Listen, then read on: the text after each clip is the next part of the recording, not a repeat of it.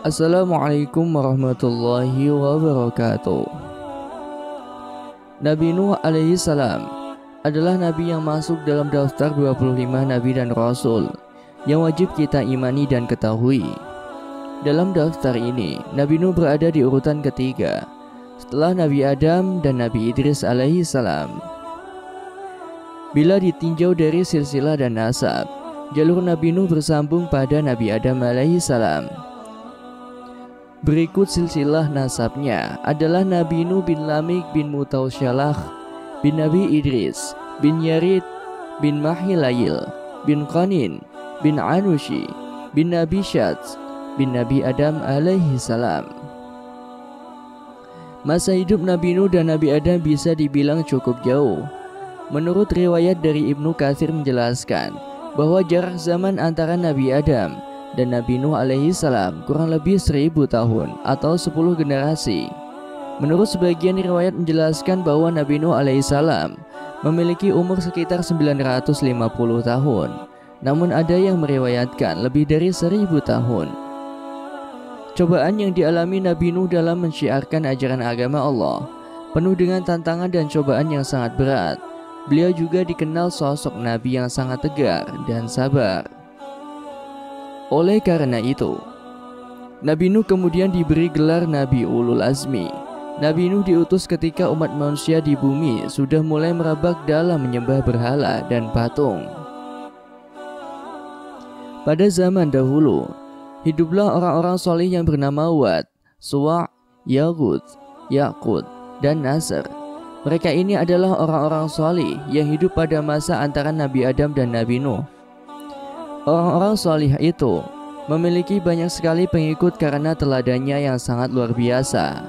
Mereka selalu mengajak orang-orang agar selalu beriman pada Allah Subhanahu wa Ta'ala dan melarang menyekutukannya.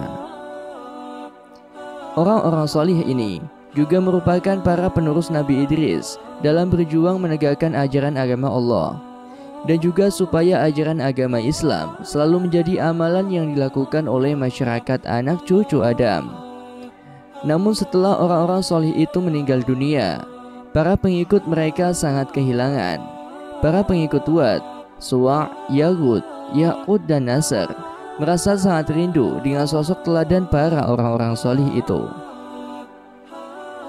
Mereka kemudian mencari cara agar rasa rindu itu bisa terobati. Para pengikut itu kemudian berkata, andaikan kita membuat patung-patung mereka, tentu akan membuat kita lebih rindu untuk beribadah tatkala teringat mereka. Ide itu kemudian disetujui bersama. Kemudian dibuatlah patung-patung untuk mengenang teladan para orang-orang solih itu. Pada awal masa pembuatan patung itu, orang-orang masih beriman dan beragama Islam. Namun setelah meninggalnya para pengikut itu, kemudian zaman berganti ke generasi selanjutnya. Ketika pondasi ilmu agama sudah mulai melemah, maka kemudian datanglah iblis menemui orang-orang di zaman itu.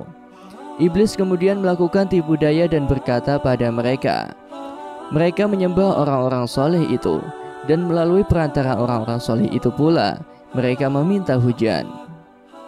Sejak saat itu, orang-orang di zaman itu mulai beralih menyembah patung-patung buatan bapak nenek moyang mereka. Patung-patung itu kemudian dijadikan sebagai Tuhan. Karena bujukan iblis itu, kesesatan dan kemusyrikan terjadi di mana-mana. Karena pudarnya ilmu agama, orang-orang sudah tidak mengenal menyembah pada Allah Subhanahu wa Ta'ala. Mereka memilih untuk menyembah patung yang tuli, yang buta dan bisu. Iblis dengan bangga sangat senang melihat kesesatan kaum-kaum itu. Peristiwa kesesatan kaum itu menjadikan secara awal penyembahan terhadap patung dan berhala. Di antara patung-patung yang disembah, ada patung yang bernama Wad. Nama ini merujuk pada Wad, yaitu orang solih terdahulu. Patung Wad ini adalah patung yang pertama kali disembah untuk menyekutukan Allah Subhanahu wa Ta'ala. Kemudian seiring berjalannya waktu, patung-patung itu lalu mereka rubah menjadi bentuk 3 dimensi agar terlihat lebih meyakinkan. Dalam menyembah patung-patung ini, mereka memiliki banyak cara dan tradisi yang beraneka ragam. di saat menyebarnya kerusakan dan kesesatan umat manusia di muka bumi. Allah Subhanahu wa Ta'ala kemudian mengutus seorang nabi untuk meluruskan manusia di zaman itu. Allah Subhanahu wa Ta'ala lalu mengutus Nabi Nuh alaihi salam untuk menyeru ajaran yang benar dan mengajak orang-orang yang telah tersesat untuk kembali beriman dan menyembah pada Allah Subhanahu wa Ta'ala.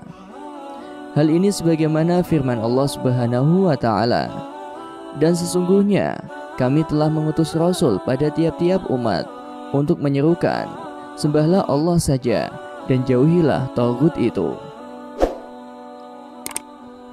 Demikianlah kisah yang dapat saya sampaikan.